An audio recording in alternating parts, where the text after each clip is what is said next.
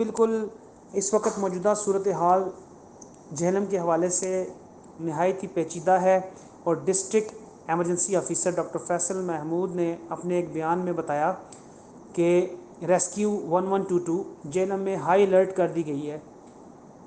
दरिया झेलम से मुल्हका तमाम फ़िल्टर को हाई अलर्ट कर दिया गया है और तमाम फ्लड सेक्टर्स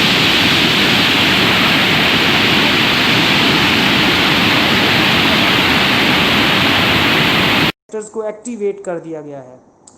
इस सैलाबी सूरत हाल के पेश नज़र तमाम मसाजिद में ऐलानात करवाए जा रहे हैं कि शहरी जितने भी हैं वो दरिया से दूर रहें और स्पेशली बच्चों को अपने अपने घरों में जो है वो स्टे कराया जाए ताकि मज़ीद जो है सूरत हाल अगर ख़राब होती है तो उनकी जानों को बचाया जा सके।